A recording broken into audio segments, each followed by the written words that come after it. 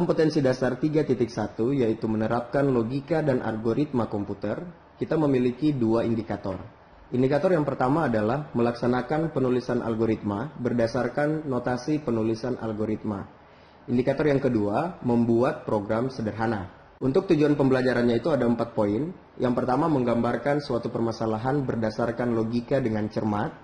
Yang kedua, melaksanakan penulisan algoritma berdasarkan notasi penulisan algoritma dengan teliti. Yang ketiga, mengoperasikan software pembuat program dengan baik dan benar. Dan yang terakhir, memodifikasi sebuah masalah dalam bentuk program sederhana dengan mandiri. Kita masuk pada pembahasan mengenai pengertian logika dan algoritma. Pengertian algoritma itu sangat lekat dengan kata logika, yaitu kemampuan seorang manusia untuk berpikir dengan akal tentang suatu permasalahan yang dapat menghasilkan sebuah kebenaran, bisa dibuktikan, dan dapat diterima akal. Logika juga seringkali dihubungkan dengan kecerdasan. Seseorang yang mampu berlogika dengan baik seringkali disebut sebagai pribadi yang cerdas. Poin yang selanjutnya, logika itu identik dengan masuk akal dan penalaran. Penalaran adalah salah satu bentuk pemikiran, di mana pemikiran ini adalah pengetahuan tak langsung yang didasarkan pada pernyataan langsung pemikiran mungkin benar dan mungkin juga tidak benar. Definisi logika itu sangat sederhana, yaitu ilmu yang memberikan prinsip-prinsip yang harus diikuti agar dapat berpikir valid menurut aturan yang berlaku. Poin yang ketiga, logika itu berasal dari bahasa Yunani yaitu logos yang berarti ilmu. Logika juga dapat diartikan sebagai ilmu yang mengajarkan cara berpikir untuk melakukan kegiatan dengan tujuan tertentu. Kita masuk pada pembahasan yang selanjutnya yaitu pengertian algoritma.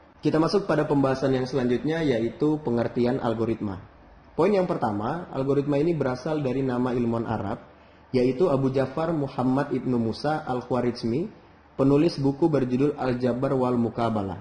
Kemudian, kata Al-Khwarizmi ini dibaca oleh orang barat menjadi algoritma, yang lambat laun menjadi algoritma, dan diserap ke dalam bahasa Indonesia menjadi algoritma. Poin yang kedua, algoritma menurut para ahli. Menurut Rinaldi Munir, algoritma adalah urutan langkah-langkah logis penyelesaian masalah yang disusun secara sistematis.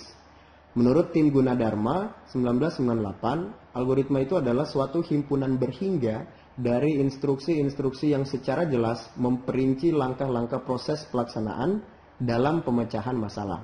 Dari pengertian di atas dapat disimpulkan bahwa logika dan algoritma itu adalah ilmu yang mempelajari cara penyelesaian suatu masalah berdasarkan urutan langkah-langkah terbatas yang disusun secara sistematis dan menggunakan bahasa yang logis dengan tujuan tertentu. Nah, untuk lebih mudah memahami arti dari algoritma, dicontohkan sebuah permasalahan penukaran isi dari dua gelas. Diberikan dua buah gelas, yaitu gelas A dan gelas B, di mana gelas A ini berisi air teh dan gelas B berisi air kopi. Pertukaran isi gelas tersebut sehingga menghasilkan gelas A yang semula berisi air teh menjadi berisi air kopi, dan gelas B yang semula berisi air kopi menjadi berisi air teh. Cara penyelesaian permasalahan ini adalah sebagai berikut. Untuk mempertukarkan isi gelas dengan benar, maka kita memerlukan gelas tambahan yang kita beri nama gelas C sebagai tempat penampungan sementara. Nah, berikut algoritmanya. Pertama, siapkan gelas cadangan C. Kedua, tuangkan air teh dari gelas A ke dalam gelas C, di mana saat ini gelas A menjadi kosong.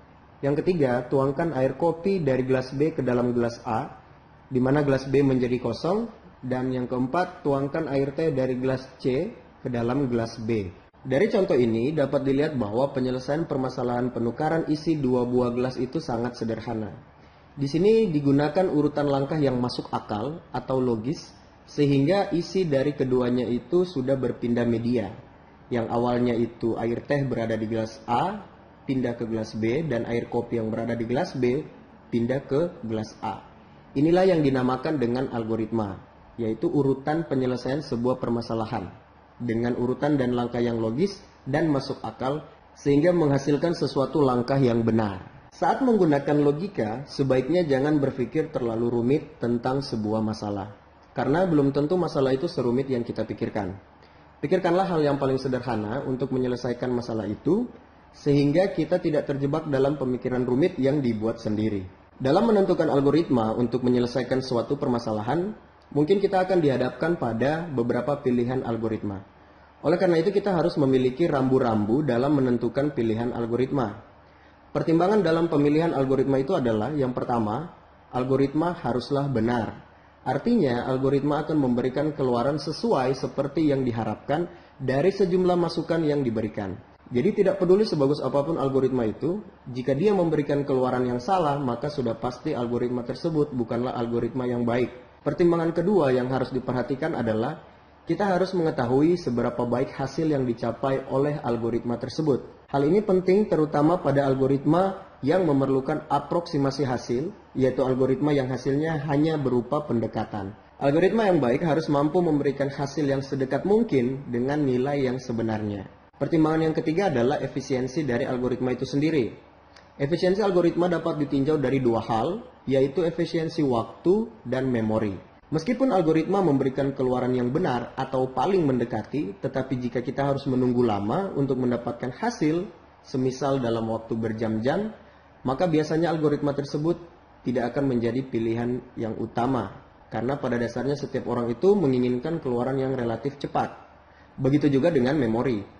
Semakin besar memori yang terpakai, maka semakin jelek algoritma tersebut. Tujuan dari belajar logika dan algoritma ini adalah agar kita dapat membiasakan diri melakukan suatu perencanaan apabila menyelesaikan suatu masalah. Karena suatu permasalahan yang diselesaikan dengan suatu perencanaan yang matang, maka akan mendapatkan solusi yang lebih optimal dibandingkan menyelesaikan masalah tanpa menggunakan suatu perencanaan. Kita masuk pada pembahasan yang selanjutnya, yaitu mengenai ciri-ciri, sifat, dan struktur dasar algoritma. Kita bahas terlebih dahulu tentang ciri-ciri algoritma.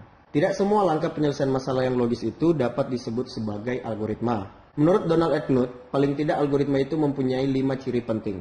Yang pertama itu finiteness atau keterbatasan, di mana algoritma itu harus berakhir setelah mengerjakan sejumlah langkah proses. Jadi tidak boleh algoritma itu tanpa batasan. Jadi dia harus dalam bentuk keterbatasan. Yang kedua, definiteness atau kepastian, di mana setiap langkah harus didefinisikan secara tepat dan tidak berarti ganda atau ambigu. Yang ketiga, dia harus memiliki input, ya, di mana algoritma itu paling tidak memiliki 0 atau lebih data masukan. Yang keempat, output atau keluaran, di mana algoritma juga harus memiliki 0 atau lebih hasil keluaran. Yang terakhir, effectiveness atau efektivitas, di mana algoritma itu harus efektif, langkah-langkah algoritma itu dikerjakan dalam waktu yang wajar. Nah, selanjutnya sifat dari algoritma itu, yang pertama dia tidak menggunakan simbol atau sintaks dari suatu bahasa pemrograman tertentu. Yang kedua, dia juga tidak tergantung pada suatu bahasa pemrograman tertentu. Yang ketiga, notasi-notasinya dapat digunakan untuk seluruh bahasa manapun. Dan yang keempat, algoritma dapat digunakan untuk merepresentasikan suatu urutan kejadian secara logis dan dapat diterapkan di semua kejadian sehari-hari. Kita masuk pada pembahasan yang selanjutnya, yaitu struktur dasar algoritma. Yang pertama ada yang namanya runtunan atau sequence. Nah, sebuah runtunan ini terdiri dari satu atau lebih instruksi, di mana setiap instruksi itu dikerjakan secara berurutan sesuai dengan urutan penulisannya. Yakni sebuah instruksi itu dilaksanakan setelah instruksi sebelumnya sudah selesai dikerjakan. Urutan dari instruksi ini akan menentukan hasil akhir dari suatu algoritma. Bila urutan penulisan berubah, maka mungkin juga hasil akhirnya berubah. Sebagai contoh, perhatikan operasi aritmatika berikut ini. Dalam kurung 4 tambah 3 dikalikan 7 sama dengan 49. Tetapi bila urutan aksinya kita ubah, maka hasil keluarannya akan berbeda. Misalnya, kalau kita ubah 4 ditambah dalam kurung 3 kali 7, itu hasilnya adalah 25. Contoh lain dari runtunan aksi adalah algoritma penukaran dua bilangan bulat. Yaitu yang pertama kita deklarasikan misalnya A, B, dan C sebagai bilangan bulat. Lalu kita masukkan nilai A dan B. Yang ketiga kita masukkan nilai A ke dalam C. Yang keempat kita masukkan nilai B ke dalam A. Dan yang kelima kita masukkan nilai C ke dalam B. Jadi seperti itulah contoh dari struktur dasar runtunan atau sequence. Kita masuk pada struktur dasar yang selanjutnya, yaitu pemilihan atau selection. Kadangkala terdapat suatu kejadian yang baru akan dikerjakan jika suatu kondisi tertentu telah terpenuhi. Pemilihan yaitu instruksi yang dikerjakan dengan kondisi tertentu, di mana kondisi ini adalah persyaratan yang dapat bernilai benar atau salah. Jadi satu atau beberapa instruksi hanya akan dilaksanakan apabila kondisi bernilai benar. Sebaliknya, apabila salah maka instruksi tidak akan dilaksanakan. Sebagai contoh kasus pemilihan atau selection adalah dalam penentuan bilangan genap atau ganjil seperti berikut ini. Yang pertama, masukkan bilangan sebagai sebuah bilangan bulat. Yang kedua, bagi bilangan dengan angka 2, simpan nilai sisa pembagian dalam variabel sisa. Yang ketiga, jika nilai sisa sama dengan 0, maka kerjakan langkah keempat. Langkah keempat itu adalah tampilkan kata genap ke layar komputer. Yang kelima, jika nilai sisa tidak sama dengan 0, maka kerjakan langkah 6. Di mana langkah 6 ini adalah perintah untuk menampilkan kata ganjil ke dalam layar. Ketujuh, selesai. Jadi di sini apabila salah satu kondisi sudah terpenuhi, maka akan dijalankan instruksi sesuai dengan kondisi tersebut. Struktur dasar yang selanjutnya yaitu pengulangan atau repetition. Nah, pengulangan ini merupakan kegiatan mengerjakan sebuah atau sejumlah aksi yang sama sebanyak jumlah yang ditentukan atau sesuai dengan kondisi yang diinginkan. Beberapa statement pengulangan di bahasa pemrograman yaitu for, while, do while, repeat until, for down to do, for to do, dan lain-lain. Sebagai contoh adalah menampilkan huruf tertentu sebanyak n kali ke layar sebagai berikut. Yang pertama, deklarasikan variabel huruf untuk menyimpan karakter yang akan ditampilkan. Kedua, deklarasikan variabel n untuk menyimpan banyaknya perulangan. Yang ketiga, deklarasikan variabel counter yang digunakan sebagai counter perulangan yang sudah dilakukan. Yang keempat, masukkan sebuah karakter dan simpan dalam variabel huruf. Kelima, masukkan banyaknya perulangan yang diinginkan dan simpan dalam variabel n. Yang keenam, set nilai counter dengan 0. 7, tampilkan huruf ke layar. 8, lakukan penambahan counter dengan 1. 9, jika nilai counter kurang dari n, maka dia akan mengerjakan langkah ke-6, yaitu men-set nilai counter dengan 0. Yang ke-10, jika nilai counter sama dengan n, maka selesai. Oke, sampai di sini dulu untuk video pembelajaran kali ini. Kita akan berjumpa lagi pada video-video pembelajaran selanjutnya. Sekian dan terima kasih.